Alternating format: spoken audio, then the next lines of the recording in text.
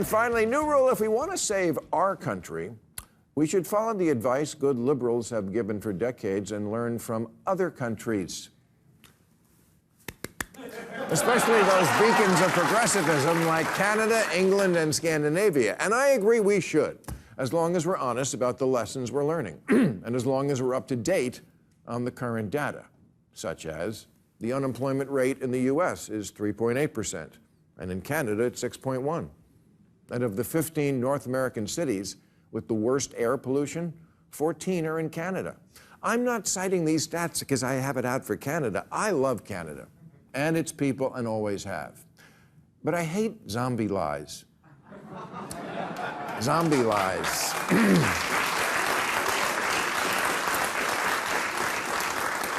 That's when things change, but what people say about them doesn't.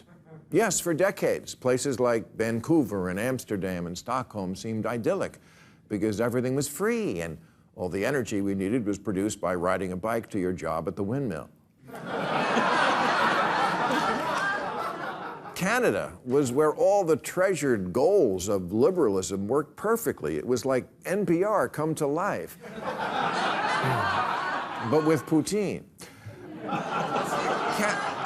Canada was the Statue of Liberty with a low-maintenance haircut and cross-country skis, a giant idealized blue state with single-payer health care, gun control, and abortion on polite demand. Canada was where every woke white college kid wearing pajama pants outdoors who'd had it up to here with America's racist patriarchy dreamt of living someday. I mean, besides Gaza.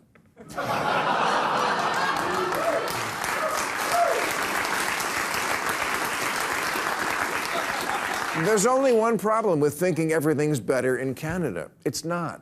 Not anymore, anyway. Last year, Canada added 1.3 million people, which is a lot in 1 year, the equivalent of the US adding 11 million migrants in 1 year. And now they're experiencing a housing crisis even worse than ours. And we're sleeping in tents. The median price of a home here is $346,000. In Canada, converted to US dollars, it's $487,000. If Barbie moved to Winnipeg, she wouldn't be able to afford her dream house, and Ken would be working at Tim Hortons.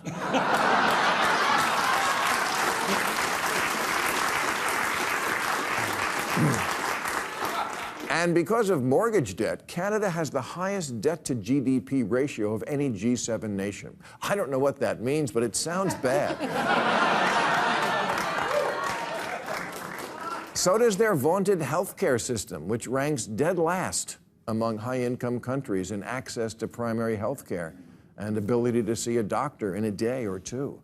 And it's not for lack of spending. Of the 30 countries with universal coverage, Canada spends over 13% of its economy on it, which is a lot of money for free health care. Look, I'm not saying Canada still isn't a great country. It is, but those aren't paradise numbers. If Canada was an apartment, the lead feature might be America adjacent.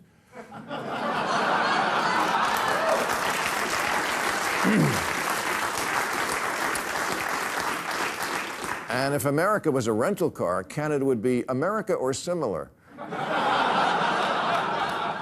And again, honestly, Canada, I'm not saying any of this because I enjoy it. I don't, because I've always enjoyed you.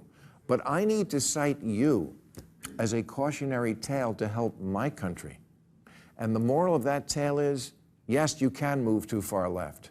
And when you do, you wind up pushing the people in the middle to the right. At its worst, Canada is what American voters think happens when there's no one putting a check on extreme wokeness, like the saga of Canadian shop teacher Kayla Lemieux, whose pronouns are she, her, and those.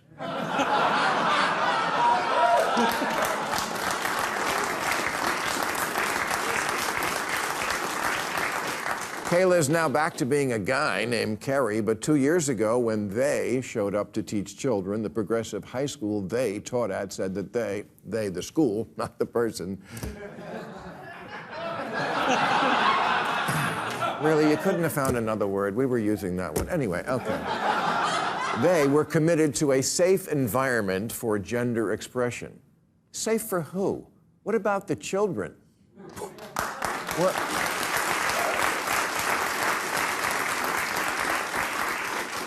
What about the equipment in that shop class?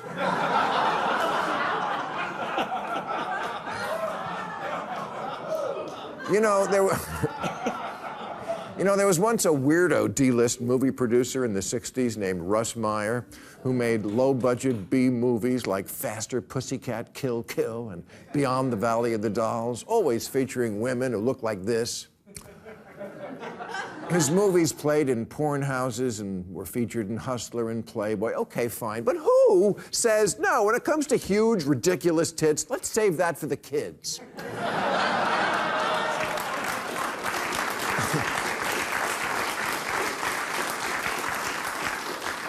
And this is why people vote for Trump. They say in politics, liberals are the gas pedal and conservatives are the brakes. And I'm generally with the gas pedal, but not if we're driving off a cliff. On the trans issue, America is no ands, ifs, or buts about it, absolutely alone in the world now, an outlier country. Last month, England's National Health Service announced that there's not enough evidence to support the safety or clinical effectiveness of puberty blockers for third graders, and that they were going to stop fumbling around with children's privates, because that's Prince Andrew's job.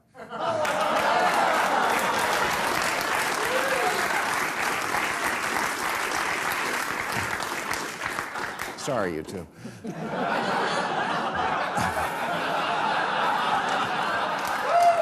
They're very sensitive about the royal family, I'm telling you. I found out. We'll make an exception. All right. So too with all the other good place countries, in direct opposition to America's choice to affirm children's wishes on switching gender, no matter the age or psychiatric history.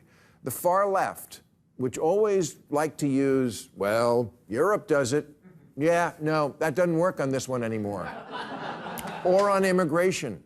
Sweden opened its borders to over 1.5 million immigrants since 2010, and now 20% of its citizens are foreign-born, and its education system is tanking, and it has Europe's highest rate of gangland killings. And one result is that the far-right parties are in the government now there for the first time. To which liberals say blaming immigrants for the rising crime rate is racist. Yeah, but is it true? Of course it's true. It's not a coincidence the quality of life went down after the Somali gangs started a drug turf war using hand grenades. Calling it racist doesn't solve the problem. It hands future elections to someone who will solve the problem and who, I promise, you're not going to like.